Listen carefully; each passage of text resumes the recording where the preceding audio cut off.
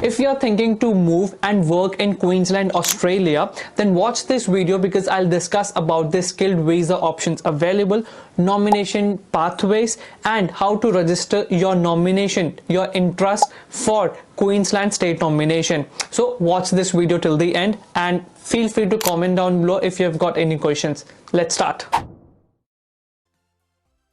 Hello everyone, this is Tak Sharma, Qualified Education Agent Counselor from your migration partner. You know what good thing about Queensland State Nomination is it does accept application onshore and offshore application, which means even if you're not living in Queensland, you can still register your interest in Queensland nomination. First thing first, what is a state nomination? As its name suggests, state nomination is a program in which state nominate people for skilled visa subclass 190 and 491 depending on conditions, depending on their experience, qualification and so many factors. But benefit of state nomination is you'll get extra 5 points for 190 visa, extra 15 points for 491 visa, and you'll get the same rights as Australian citizens, which means you're not tied to any particular employer. But just a reminder, you must meet both the requirement of DHA and Queensland State Nomination for any skilled visa. So Queensland State Nomination does provide option for skilled visa subclass 190, which is a permanent visa. Second is subclass 491, which is a provisional permanent residency, and each subclass has different criteria and pathway. Now let's discuss the nomination pathways. Now in this financial year, Queensland State Nomination has 5 pathways, which is skilled worker living in Queensland onshore, second, skilled worker living outside Australia offshore, third, building and construction workers, fourth, Queensland University graduates, and fifth, small business owners in regional Queensland 491 only. Now let's quickly discuss each nomination pathway for Queensland State Nomination. First is skilled worker living in Queensland, which is onshore application. So if you're already living and working in Queensland, then this is your nomination pathway. But please note that Queensland State Nomination is quite competitive. So please carefully look at this minimum requirement. So first is your occupation must be on the Queensland Onshore skilled list. So this is the skill list which cover all the occupation for onshore application. But please note, chefs and cooks can't apply if working in takeaway or fast food business. I'll provide the link of this onshore list in the description. Next points, at least 65 on DHA point test. English, at least competent English as defined by DHA. Work experience, immediately before ROI, registration of interest, you've been living and working in regional Queensland for the past 6 months for 491 or Queensland for the past 9 months for 190. This work must be after you completed your qualification in an occupation with the same first 3 digits of NZESCO as your nominated occupation and at least 20 hours per week. There are some additional notes. So you must still be in qualifying role when you submit your ROI when invited and when nominated. Casual work is accepted. That's a good news. You can combine multiple eligible jobs. Work from home is allowed if your employer has a physical presence in Queensland. Next nomination pathway is skilled worker living outside of Queensland, which is offshore application. So if you're working or living outside of Australia, then this nomination pathway can be yours. But again, this is competitive. So again, you make sure you're carefully looking at the minimum requirement, which is your occupation should be on the Queensland offshore skill list. Please note there's a different occupation list for offshore application, and here is the list. And again, don't worry, I'll provide the link in the description. But again, points, it should be at least 65 points on the DHA point test system, which is the minimum requirement for any skilled visa. Next, English, at least competent English. Work experience, at least 1 year of skilled employment in your nominated or closely related occupation. Only experience declared as related in your EOI, expression of interest, will be considered. You must still be employed in your nominated or closely related occupation at invitation and nomination. Make sure.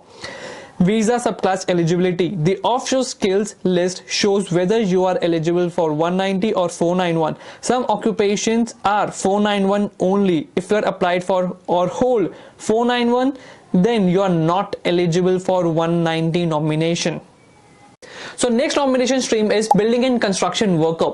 This is a new stream introduced this financial year. You know the reason? So basically, in 2032, Brisbane, Australia will host the Olympics and Paralympics. That's why they need people in construction industry to build the heavy infrastructure. So if you are from the trades background, construction and building side, then this can be your pathway. But there are some general approach for this nomination. So let's quickly see that. Queensland aim to nominate building and construction workers for subclass 190. Unless you don't meet DHA requirement, then 491 may be used. That's a good option. Some occupations on the building and construction skill list are on the Regional Occupation List ROL and are only 491 only.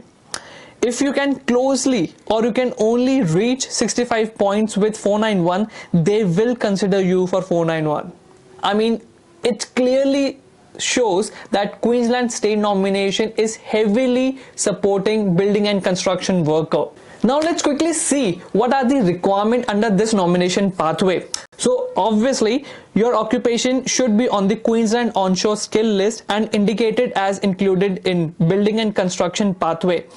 You must have at least 65 points, at least competent English, work experience should be immediately before ROI registration of interest, living and working in Queensland for the past 3 months. After your qualification, the same first 3 NZSCO digit as your nominated occupation, 20 plus hours work week.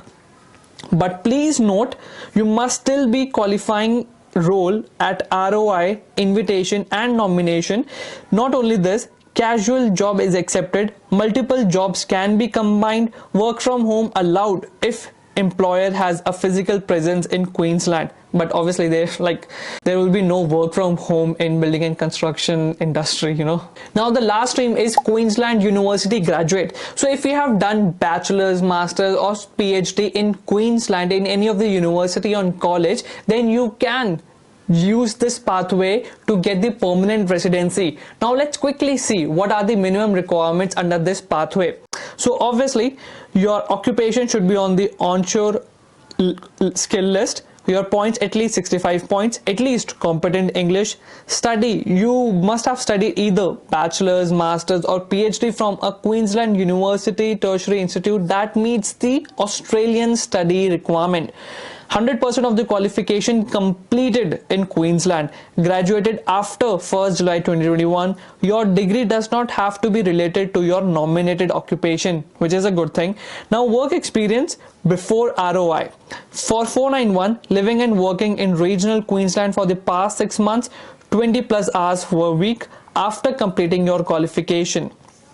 If you are aiming for 190, then living and working in Queensland for the past 9 months, 20 plus hours week after completing your qualification. And candidates who meet the graduate requirements may be working in any skill level 1 occupation. But please note, you must still be in qualifying role at ROI, invitation and nomination. Same thing, casual is accepted, multiple jobs can be combined and work from home is allowed if your employer has a physical presence in Queensland. But there are some important points about the Queensland State Nomination which you need to listen this before you apply, or even if you think of state nomination. First is, if you applied or hold 491 visa, you are not eligible for 190 nomination. We got so many queries saying that what about if you have hold 491, can you apply for 190? Which is not possible because state has already given you one nomination which is 491, then you can't apply 190. Hope it's clear. Second is commitment. 3 years in regional Queensland after 491 grant or 2 years in Queensland after 190 grant. So basically Queensland expect some commitments out of you as they are giving you nomination. So they want you to commit to the state for the growth. Third is selection factors. There are so many selection factors, obviously, like skills and qualification, your work experience, salary, employability, location of employment, your age, your English, partner skills, which supported for high need occupation and region. So obviously for the state nomination, there's not one factors, there are so many factors that plays to get the state nomination. Now you know all the nomination pathways and their requirements. Now how to apply? What's the application process? So if you want to register your interest for Queensland State Nomination, then you can apply from their website, from their official website, or you can also send an email to me on info@yourmigration.com, or you can contact any registered migration agent. So let's quickly see the step. First is you need to submit an expression of interest in skill select, which is the very first step, and obviously which is important because it covers your all the basic information and it will calculate your total points. Then you will submit registration of interest ROI on the Queensland website. So Migration Queensland will consider your EOI and ROI information when selecting candidates.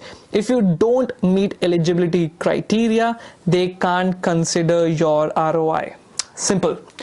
But again, if you still got any question, then feel free to comment down below. And if there's anything that you want me to create a video on some specific topic, then feel free to comment down below, like this video and subscribe to my channel for more information. Thank you so much for watching this video, and I'll see you guys next time. See ya.